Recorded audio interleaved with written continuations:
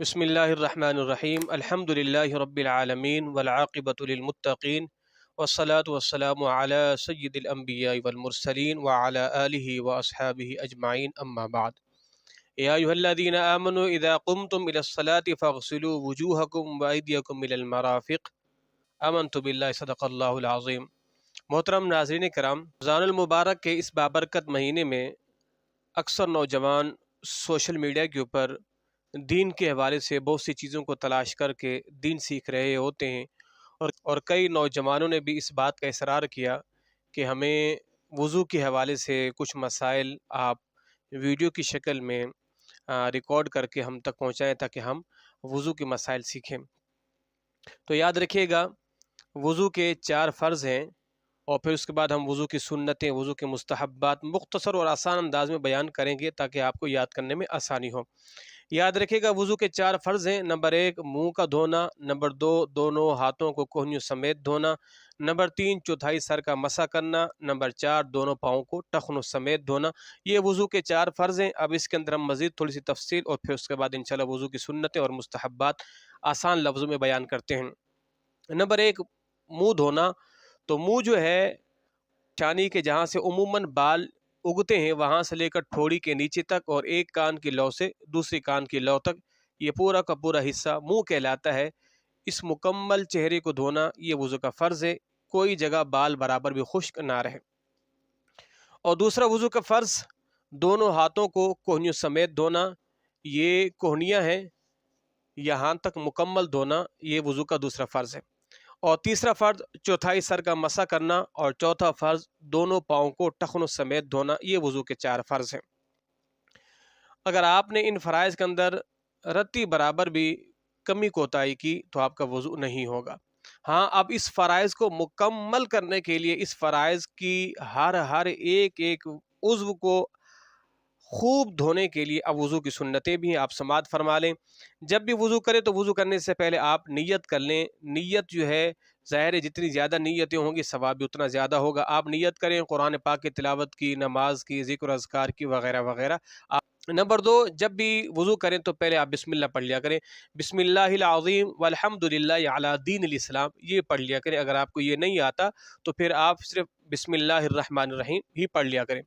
Number 3، دونوں ہاتھوں کو پہنچوں تک 3 مرتبہ دھونا، یہ بھی وضو کی سنتوں میں سے ہے۔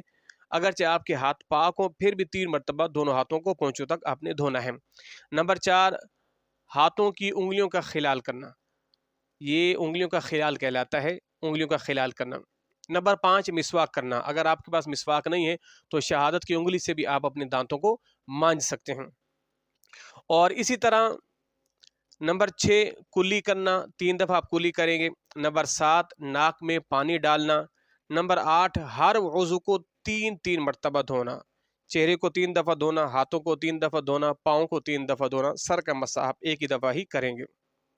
ٹخنوں تک پاؤں کو 3 مرتبہ دھونا، یہ در پہ دھونا، یعنی ایسا نہ ہو کہ آپ نے ہاتھ دھو لیا اور پھر آپ گفتگو میں لگ گئے یہاں تک کہ آپ کا ایک عضو خشک ہو گیا پھر آپ نے دوسرا دھویا، ایسا نہیں۔ ایک عضو تر رہنا چاہیے، دوسرا بھی دھل جانا چاہیے۔ داڑھی کا خلال کرنا، داڑھی کے خلال کرنے کا طریقہ یہ ہے کہ آپ نے ہاتھ کو یہاں سے لے کر اوپر کی طرف آنا ہے، یعنی آپ کا جو پشت ہے ہاتھ کی وہ آپ کے رخ کی طرف ہونی چاہیے، یوں آپ نے داڑھی کا جو ہے وہ خلال کرنا ہے۔ اور اس طرح سر کا مسح کرنا،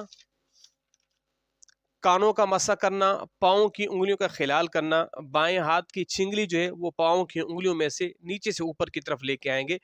بعض دفعہ ایسا ہوتا ہے کہ پاؤں کی انگلیوں کے درمیان کوئی جگہ خشک رہ جاتی ہے، پانی وہاں تک نہیں پہنچتا، اس کا بھی آپ نے خصوصی خیال کرنا ہے۔ یہ وضو کی سنتیں تھیں۔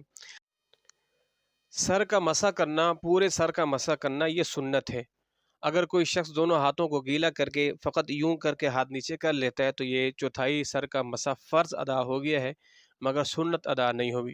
تو سنت سر کا مسح کرنے کا طریقہ یہ ہے کہ آپ دونوں ہاتھوں کی ان 3 انگلیوں کو آپس میں ملا لیں گے۔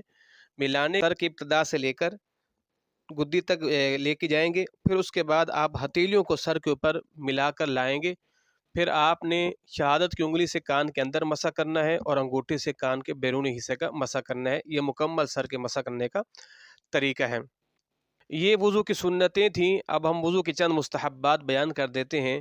اگر کوئی شخص گاؤں دیہات میں یا اپنے گھر میں لوٹے سے وضو کر رہا ہے، یعنی ٹوٹی وغیرہ سے وضو نہیں کر رہا، تو اس کے لیے بہتر یہ ہو سکے تو وہ قبلہ رخ بیٹھ کر وضو کرے اور کسی اونچی جگہ پر بیٹھ کر وضو کرے۔ بائیں ہاتھ سے ناک صاف کریں۔ اگر آپ کی انگوٹھی تنگ ہے تو کوشش کریں اس کو حرکت دیں تاکہ اس کے اندر تک پانی پہنچ جائے۔ اور ہر عضو کو دھوتے وقت بسم اللہ پڑھیں یا درشی پڑھ سکتے ہیں آپ۔ گردن کا مسح کرنا یہ وضو کے مستحبات میں سے، ہاں گلے کا مسح آپ نہیں کریں گے۔ جب بھی کسی اعضاء کو دھوئیں تو ہمیشہ دائیں جانب سے دھونا شروع کریں۔ ہاتھ دھوئیں، پاؤں دھوئیں تو پہلے دائیں جانب سے آپ ابتدا کریں۔ بائیں ہاتھ سے آپ ناک صاف کریں اور کوشش کریں اگر آپ لوٹے سے وضو کر رہے ہیں تو غیر کی مدد نہ لیں بلکہ آپ خود ہی وضو کریں۔ جب آپ وضو کر لیں تو وضو کرنے کے بعد آپ سورۃ انا انزلناہ فی لیلۃ القدر اس کو آپ پڑھ لیں۔ اس کی بڑی فضیلت آئی ہے۔